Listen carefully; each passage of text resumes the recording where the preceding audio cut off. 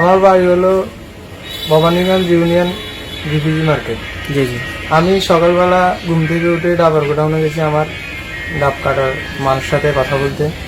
তখন আমার ডাবের গোডাউনের সামনে আমি বসে বসে ফোনে কথা বলতেছি। তখনই ধরেন মামুন মাঝি আমাকে আরেকজনের মাধ্যমে ডাক দিল। ডাক দেওয়ার পরে আমি ফোনে কথা বলতেছি, ওই লোকরে বলতেছি আমি আসতেছি বলছি। আমি যখন আসতেছি তখনই ও বাইরে আসছে।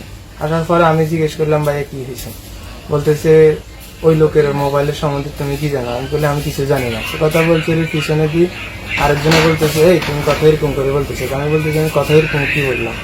ওই কথা পরে আমাকে গুলাল মাঝিয়ে আমার চোখের এখানে একটা ঘুষি মারার পরে ওই মামুন মাঝি ও আমার সামনের থেকে টানিয়ে এনে ও আমার পিছন থেকে সামনে ঘুষি মারে এখানে ঠোঁট ফাটে গেছে, 3টা সিলাই দিয়েছে। তারপরে পিছনে বাম্পারের সোহেল, তারপরে করিম, তারপরে রিয়াজ, ওরা পিছনে আমার ইচ্ছে তরফে কিলেছে জাফা। তারপরে আমি এখান থেকে মাকসুদ ডাক্তারের দোকান আসছি। এটা কেন কিলেছে, মানে কি নিয়ে একটা বাটন সেট, মানে একটা বাটন সেট আমরা সকালবেলা আগের দিন সকালবেলা গেছিলাম মিয়ারবেড়ি বাজারে, ওখানে খানা খাইতে হোটেলের সামনে আসার পথে দেখে একটা মোবাইল আমার ড্রাইভার, যে রিক্সার ড্রাইভার, ও খাইছে। আমি দেখছি সাক্ষী যে ওই মোবাইলটা ওই ড্রাইভারে খাইছে। যখন ওই লোকটা ফোন দিছে তখনও মোবাইলটা খোলা ছিল। তখন ডিভিজি মার্কেটে নূর মোহাম্মদের কাছে মোবাইলটা ওই যে রিক্সার ড্রাইভার পাইছে, ও জমা দিয়ে দিছে। তো আমি তো আর ওখানে কিছু জানি না। এতটুকুর মধ্যে ওরা ধরেন আমারে জিজ্ঞাসাবাদের নাম দিয়ে মামুন মাঝি আমারে মারছে। আমি মামুন মাঝির সাথে আমার কোনো আগের পুরান সমাজই ছিল। আপনার এলাকা? জি, আমার এলাকা পার্শ্ববর্তী এলাকা, সবাই আমার সবাই চিনে ওখানে। আমি কখনো কি করেন? আমি প্রবাসে থাকি, দেশে আসছি ধরেন কৃষি কাজ করি আর ডাবের ব্যবসা করি মাঝে মাঝে। যারা আপনাকে মারছে ওনারা কি করেন? ওরা বিরিকফিলের মাইজালি করে, কেউ মনে করেন আশিকের উপযুক্ত বিচার যেন হয়, দেশের আইন আদালত এগুলা যেন সঠিক থাকে। ও আমার কাজ করে। ওরা আমি সকালে ফোন দিছি, কাশেম কই আসস? আমি বাড়িতে আছি। তাড়াতাড়ি গোডাউনের দিকে আইসে। আর পরে মনে করেন না যে ফোনে কথা কইতেছে, ডাবের গিরুসের সাথে কথা কইতেছে। কথা কওয়ার পরে মনে করেন না যে যাক এখান দিয়ে মাঝিদি মাউন মাঝি তারা ডাক দিছে। ডাক দেওয়ার পরে মনে করেন না যে কইছিল যে ভাই 1 মিনিট আমি আইতেছি। এই কথা কওয়ার পরে 30 সেকেন্ড পরে গেল। যাওয়ার পরে মনে করেন না যে গেছে, যাওয়ার পরে মনে করেন না যে এক ধাক্কা মারছে। ধাক্কা মারার সাথে সাথে রাস্তার মাঝখানে ইয়ার পরে দিয়ে মনে 4-5 জন আইছে। 4-5 জন মিলে এর পিড়ে এক বাঁশের লাড়ি এক একজনের হাতে একটা কাশেম ডে ফিডার। আপনারা কিছু করেন না?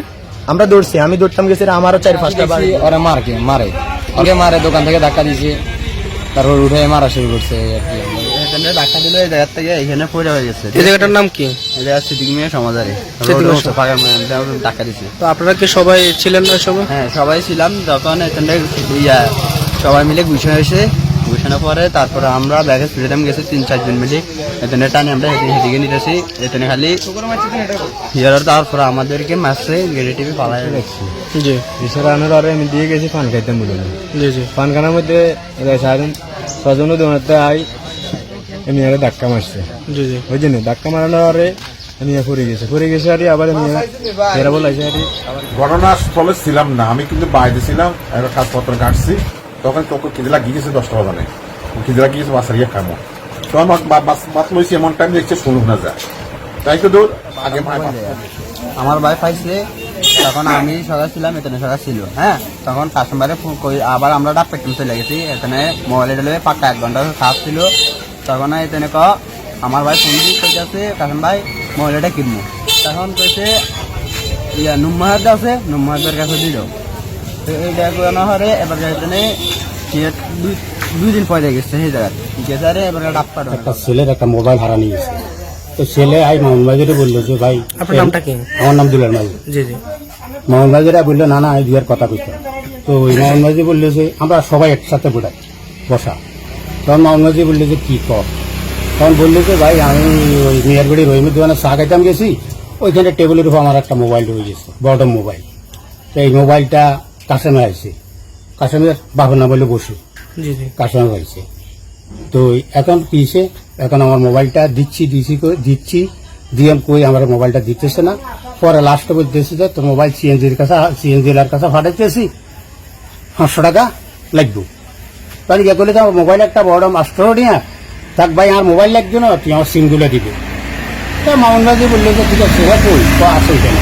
তো তো বলা হয় তো হেরা বলাইতে গেছে সেটা বলাইতে গেছে আর এ বললে যে যার দরকার তারা আমার কাছে আইতে এইভাবে দুইবার ফাটাইছি দুইবার ফাটানোর পরে এবার মামুন মাঝি কিরিগেরে বলাইতেছি কথা শুনে ভেজাল ভাঙি দিয়ে হাইলে না হাইলে যাইব যার ফাটাতে ইয়ে কয় যার যেটার দরকার হইতে এখানে আসুক এবার আমরা মাঙ্গর মামুন মাঝি চলো এবার সেখানে গেলাম যে আমি বসলাম মামুন মাঝি খাড়াই করলে যে কি শিখের মোবাইল তাহলে ইগের মোবাইল একটা ওই আজি গেছে ওই মেয়ের বাড়ির কুঙ্গা হাইছে অনেকে 500 টাকা ছাড় মামুন মাঝি গুলো মেয়ের বাড়ি দিকে কে তুই যে টোকাই লাগান জানাতে হবে তুই যে টোকাই লাগান তখন আমার মনে একটু ইয়ার লাগলো মামুন মাঝির ইজ্জত আর তোর ইজ্জত একটু ফারক আছে আমি এভাবে একটা খেলা দিছি এবার কথা সুন্দর করে করতে আসলাম এই কথার সাথে সাথেই আমার তার কলার সাবি ওটা শার্ট ছিল না আমার বন্ধু ছিল আমার ধরিয়ে এলেছে ধরিয়ে এলার সাথে সাথে আমি ছাড়াই গেছি ইয়ের ভিতরে মামুন মাঝি সরানোর লাই ধরিয়ে এলেছি এই ধরনের ভিতরে ইত্যাদি ধরেন আমার মামুন মাঝিরে এই জ্বালা জালি শুরু হয়েছে এর ভিতরে এ দিচ্ছে আলমগিরি দিচ্ছে এই আলমগিরি ধরার ভিতরে এই টাঙ্গ তিনজনের ভোট খাওয়া লাগছে আমরা হাঁস গা দিছি হাত গা দিছি দোষ গা দিছি আমরা এদেরকে থাওয়ার সর হেরে দিছি এই ছাড়া আমরা আর কোনো ফোলা হয় না রে ডাক্ক দিন কোনো ফোলা হয় না আপনার নামটা একটু বলেন।